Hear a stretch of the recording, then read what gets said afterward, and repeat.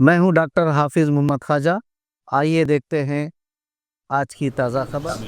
कल तेलंगाना की सरकार ने डिप्टी सीएम जितने एमपीज तेलंगाना से इलेक्ट होकर लोकसभा में है, राज्यसभा में है, उन पार्टीज के एमपीज को उन्होंने इनवाइट किया था कि वो आएँ और बजट के दूसरे सेशन में तेलंगाना से रिलेटेड कई पेंडिंग इश्यूज है जो पिछले 10-11 साल से मोदी सरकार के पास पेंडिंग है।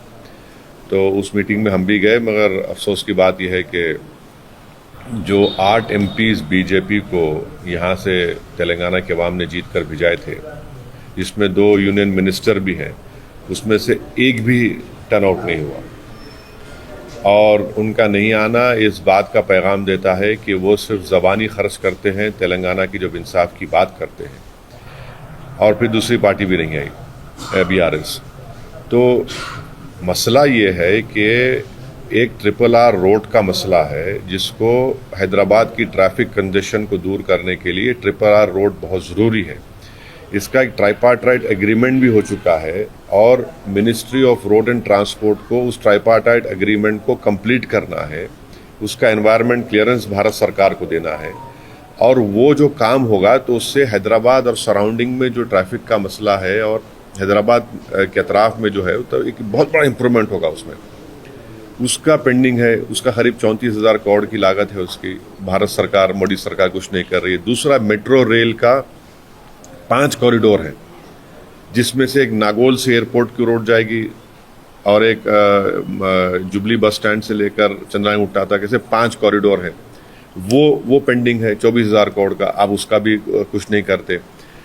तीसरा जो है, आप ये देख लीजिए कि मूसी रिवर फ्रंट पर बापू घाट को तेलंगाना सरकार एक गांधी सरोवर के नाम से उसको डेवलप करना चाहती है और साथ में 11 हेरिटेज ब्रिजेस है। 90 एकर्स डिफेंस मिनिस्ट्री को देने का है और भारत सरकार से कहा गया कि भाई आप इस गांधी सरोवर के लिए आप हमको मदद करिए, 14,000 करोड़ रुपए दिए। उसका कोई बात नहीं होती। चौथी बात यह है कि एक जल शक्ति मिनिस्ट्री है, वहां पर गोदावरी से ड्रिंकिंग वाटर लाना है हैदराबाद और सराउंडिंग अर्बन लोकल बॉडीज के लिए, पानी के लिए, जो पानी की किल्लत है। दूसरा, गोदावरी का पानी लाना है रिवर मूसी को क्लियर करने के लिए। आप इसको अमृत 2 में ले सकते, आप नहीं ले रहे हैं। फिर आप चले जाइए, एक कॉम्प्रिहेंसिव सीवरेज मास्टर प्लान बनाकर अर्बन डेवलपमेंट मिनिस्ट्री को दिया गया है, जितने हैदराबाद और सराउंडिंग में म्यूनिसिपैलिटीज हैं, वो उसका आप सैंक्शन नहीं देते अर्बन डेवलपमेंट मिनिस्ट्री वाले। फिर आप आ जाइए IPS cadre strength. Kerala Telangana से छोटा है, मेघालय, आसाम, पंजाब, झारखंड तेलंगाना छोटे हैं, वहां पर आईपीएस ऑफिसर ज्यादा है। तेलंगाना सरकार ये कह रही है कि भाई हमको 29 और इजाफा करिए, वो आप मंजूर नहीं करते। फिर रेल कनेक्टिविटी का मसला है, जिसमें 8 लाइन्स को बढ़ाना है, उस पर कोई हरकत नहीं होती।